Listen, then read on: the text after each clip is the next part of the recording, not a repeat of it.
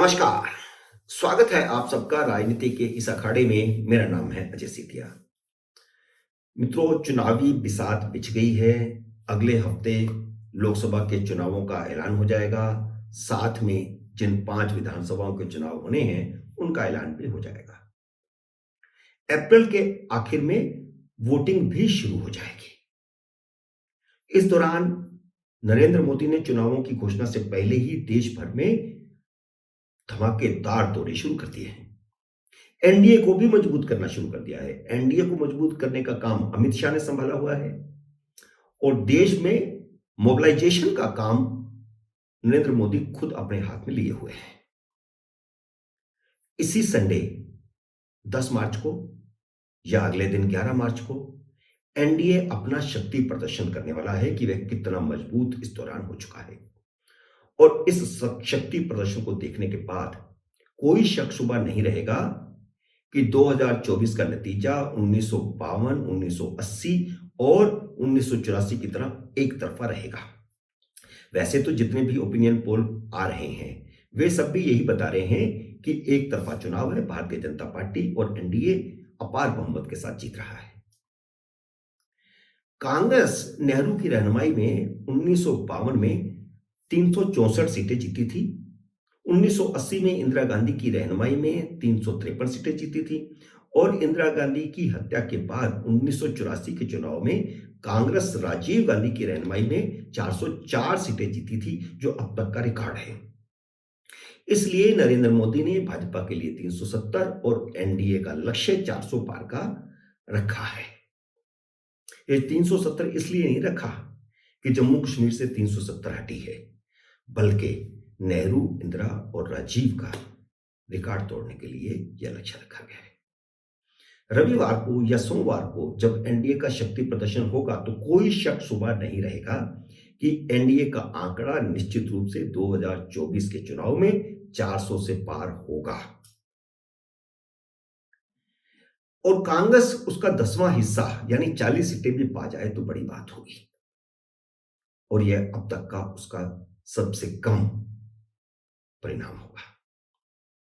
NDA 1998 से भी ज्यादा मजबूत दिखाई देगा संडे या मंडे जब उसका शक्ति प्रदर्शन होगा। बहुत सारे ऐसे दल जो एनडीए छोड़कर गए हैं वे वापस लौट आए हैं और कुछ नए दल भी उसमें शामिल हुए हैं। असल में कांग्रेस छोड़कर के बहुत सारे नेता भाजपा में आ रहे हैं और बहुत सारे दल, छोटे छोटे दल भी एनडीए के साथ मिलना चाहते हैं, क्योंकि नरेंद्र मोदी एक ऐसे पारस बन गए हैं जिन्हें छूने भर से पीतल सोना बन रहा है। वो इधर से आलू निकालो और उधर से सोना निकलने वाला नहीं, बल्कि उनके साथ जो जुड़ रहा है वह भी जीत रहा है। और ऐसा पहली बार हो रहा है कि भारतीय जनता पार्टी मोदी और हिंदुत्व से नफरत करने वालों को छोड़कर किसी को भी यह शक नहीं है कि देश सही दिशा में चल रहा है। जिसके लिए राष्ट्र फर्स्ट है वे सब मोदी के नेतृत्व में देश को मजबूत देख रहे हैं, इसलिए मोदी की तरफ आ रहे हैं। जनता के दबाव में जो लोग एनडीए छोड़कर गए थे वे सब वापस लौट रहे हैं, जैसे चंद्रबाबू नायडू और उनके साथ उनका सहयोगी दल जो पहले एनडीए में था, लेकिन जब उन्होंने चंद्रबाबू नायडू से समझौता कर लिया तो पता नहीं थी स्थिति कि वो इधर हैं या उधर हैं। मैं पवन कल्याण की बात कर रहा हूं। इसी तरह नवीन पटनायक, उनकी अपनी जमीन मजबूत है, पुख्ता है, लेकिन वे वापस लौट रहे हैं राष्ट्रहित में। और ठीक दूसरी तरफ आप देखिए, 8.5 महीने पहले 23 जून को पटना में नफरत की राजनीति करने वालों का एक जमावड़ा हुआ और नफरत की राजनीति करने वालों ने इंडिया अलायंस बनाया था। वे समझते थे कि इंडिया नाम रखने से देश उनकी तरफ दौड़ा चला आएगा, लेकिन 7 महीने बाद 28 जनवरी को जब नीतीश कुमार ने अलायंस छोड़ दिया तो उसी पटना में इंडिया अलायंस दफन हो गया। और इन 7-8 महीनों में देखिए कि किस प्रकार एनडीए मजबूत हो गया। एनडीए उस समय कमजोर दिखाई दे रहा था। उसी दिन जिस दिन पटना में मीटिंग हुई थी, उसी दिन नरेंद्र मोदी ने भी दिल्ली में एनडीए की बैठक बुलाई थी और उस बैठक को देख करके टुकड़े टुकड़े गैंग वाली मीडिया ने हवा बना दी थी कि एनडीए तो गया और भाजपा 100 से नीचे निपट जाएगी। ये 1-2 महीने खूब हवा चली। मोदी ने भी उस दिन यह तय कर लिया था कि अब एनडीए का कुनबा बढ़ाना है, उसे इंडिया अलायंस से मजबूत करना है। तो 2 तरह से काम शुरू हुआ। एनडीए के कुनबे को बढ़ाने का काम अमित शाह को सौंपा गया और देश में हवा बनाने का काम नरेंद्र मोदी ने अपने हाथ में लिया।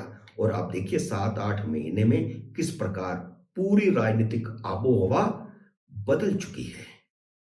इंडिया अलायंस कहीं दिखाई ही नहीं दे रहा और एनडीए अब तक के अपने पुराने रिकॉर्डों को तोड़कर मजबूती के शिखर पर पहुंच गया है।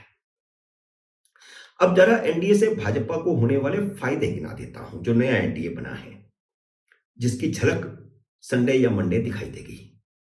सबसे पहले आंध्र प्रदेश की बात कर लेते हैं। अभी आंध्र प्रदेश से भाजपा का या एनडीए का एक भी सांसद नहीं है। अब भारतीय जनता पार्टी, चंद्रबाबू नायडू की टीडीपी और पवन कल्याण की जनसेना पार्टी का गठबंधन हो रहा है। हो गया है, लगभग सीटों पर बातचीत चल रही है। 25 सीटें हैं आंध्र प्रदेश की और इस गठबंधन के बाद 22 से 25 के बीच में यह गठबंधन जीतेगा, यानी एनडीए जीतेगा। तो सीधा सीधा 22 से 25 तक का एनडीए को फायदा, और इसमें से 6-7 सीटें कम से कम भारतीय जनता पार्टी की भी होंगी। तो भारतीय जनता पार्टी को सीधा उन 6-7 सीटों का फायदा। बृहस्पतिवार रात को चंद्रबाबू नायडू, पवन कल्याण और अमित शाह और जेपी नड्डा, इनकी मुलाकात हुई। इस मुलाकात में सीट शेयरिंग पर बातचीत हुई। 6 सीटों की पेशकश कर दी गई है चंद्रबाबू नायडू की तरफ से। ये सीटें बता देता हूं: अराकू, राजामुंद्री, नरसापुरम, अलेरू, राजमपेट और तिरुपति। भारतीय जनता पार्टी 3 और सीटों की मांग कर रही है: विशाखापट्टनम, विजयवाड़ा और हिंदुपुरम। अब 6 नहीं तो 7, 7 नहीं तो 8 पर बातचीत बन जाएगी। इसी तरह विधानसभा की 15 सीटों की पेशकश की गई है। 15 नहीं तो 17, 18, 20 पर बातचीत बन जाएगी। लेकिन अब यह बातचीत टूटने वाली नहीं है, क्योंकि चंद्रबाबू नायडू काफी लंबे समय से प्रयास कर रहे थे कि उनकी एनडीए में वापसी हो। चंद्रबाबू नायडू और पवन कल्याण में सीटों का बंटवारा पहले ही हो चुका है। लोकसभा की 3 सीटें पवन कल्याण की पार्टी लड़ेगी और 24 विधानसभा सीटें लड़ेगी। अब बीजू जनता दल की बात कर लेते हैं, उड़ीसा की बात कर लेते हैं। बीजू जनता दल वहां पर मजबूत है, उसकी जमीन मजबूत है, उसका पलड़ा भारी है। वह अकेले भी चुनाव जीत सकता है और जीतता ही रहा है। 2009 भी वह जीता, 2014 भी जीता, 2019 भी जीता बिना भाजपा के, और उससे पहले भाजपा के साथ गठबंधन था। अपनी स्थिति मजबूत होने के बावजूद नवीन पटनायक राष्ट्रहित में एनडीए में वापस लौट रहे हैं। राष्ट्रहित में यह गठजोड़ हो रहा है। 2009 में बीजू जनता दल इसलिए एनडीए से बाहर निकला था, भाजपा को छोड़ करके निकला था, क्योंकि उस वक्त सीट शेयरिंग सही से नहीं हो पा रही थी। बीजू जनता दल यह समझता था कि वह राज्य में मजबूत हुआ है, इसलिए वह लोकसभा की सीटें 9 से घटा करके भारतीय जनता पार्टी को 6 देना चाहता था, और इसी तरह विधानसभा की सीटें 63 से घटा करके 40 देना चाहता था। भारतीय जनता पार्टी उस समय कमजोर स्थिति में थी, लेकिन राज्य के नेतृत्व के दबाव में आलाकमान माना नहीं और यह गठबंधन टूट गया।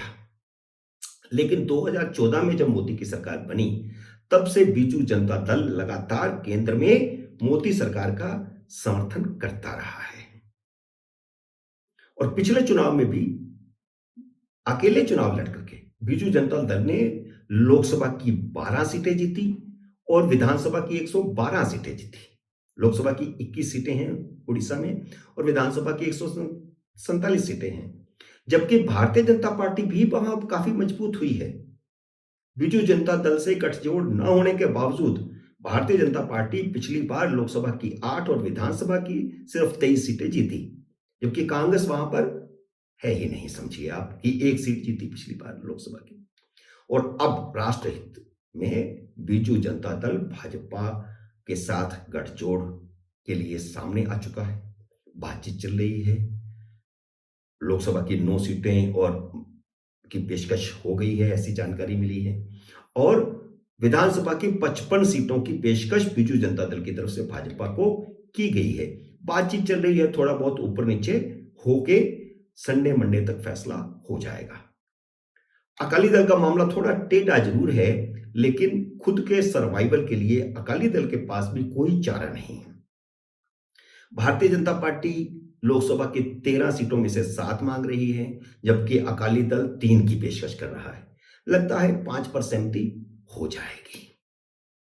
मित्रों, उम्मीद है मेरा ये वीडियो आपको पसंद आया होगा। इसे लाइक और शेयर कीजिए। अगर आपने मेरे यूट्यूब चैनल को अब तक सब्सक्राइब नहीं किया तो कृपया सब्सक्राइब करके अपना आशीर्वाद दीजिए। जल्द ही मिलते हैं अगले वीडियो में किसी अन्य विषय के साथ। तब तक नमस्कार।